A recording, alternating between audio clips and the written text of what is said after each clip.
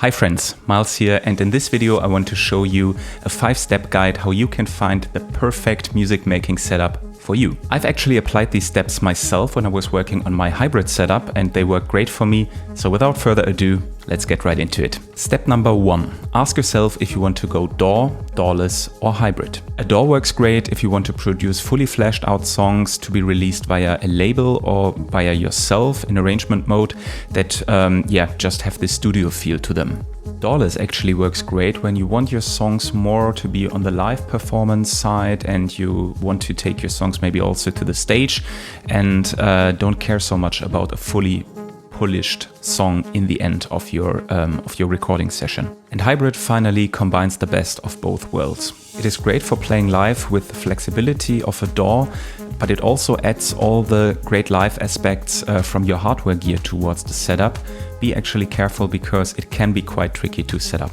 If you actually want to learn more about this, I recorded a video how I set up my hybrid setup and I'll link it for you somewhere here. The next step number 2, is which instruments to choose. If you have aligned on a setup that you want to go to, it is important to think which instruments might fit in here. What do I actually need? What kind of music do I want to make? Therefore, it is important to choose instruments that go well together and offer you some features that you might need. For example, if you're going for a DAWless setup, it is important that you have some instruments that have MIDI in, out and through features and all of that stuff just to get you covered and get your gear all hooked up together. Or if you're going hybrid, a USB integration is always helpful. Some personal advice from me: choose instruments that you actually love make music with and that really sparkle your creativity. In my case, that's the Electron Digitone and the Moog Sub 25 or the Moog Mother 32. All of these really sparkle my creativity and I love to make music with them, and therefore they are always in my setup. Once you have that all set, move on to step number 3, which is defining who's master and who is slave. When you put your setup together, ask yourself the question, who or what instrument is the brain of your setup? Where does it all come together and where does it make sense that actually everything is being controlled by? Once you have these questions sorted, define that instrument to send master clock from it to the other instruments and maybe also share MIDI information and all of that stuff and make the audio come there together. In my case, for example, I'm relying for that on Ableton Live, which is not only sending master clock to all of my hardware synths, but it is also sending MIDI notes to, for example, the Moog synthesizers and the Electron box. And once you have that done, it comes to step number 4, which is assign roles and define your workflow. What I mean by that is that you actually define roles for your instrument, that they serve a clear purpose in your setup. Just to give you an example, here are my roles that I defined for my setup. First, we have Ableton Live, which I basically use for all drums plus some melodic samples I sampled from my other instruments. Then we have the Ableton Push 2, which I use for launching clips and applying live performance effects to the sounds. Then we have the Digitone, which I use for lead sounds and for pads and sometimes also for ARPs, but mainly it's for lead sounds and pads. And last but not least, we have the Moog Sub 25, which I use for ARPs and bass sounds. It depends on the song. This is my core setup, but I still have the Moog Mother 32 on the table, which is kind of like my experimentation machine.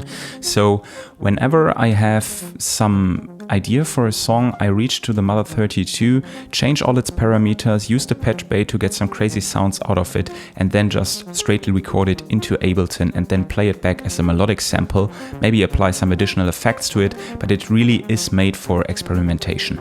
And once you have all of that defined, you will clearly see how a workflow established from that, how you start to structure your songs, how you start to approach your jams. It really makes a difference if you have different roles because you exactly know where to reach for which kinds of sounds. And the last step number 5, is an optional one, which is thinking about a scalable setup.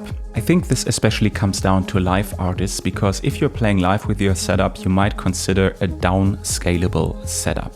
So in an optimal scenario, you're taking all of your gear with you to the gig and then you just build it up there and make music with it.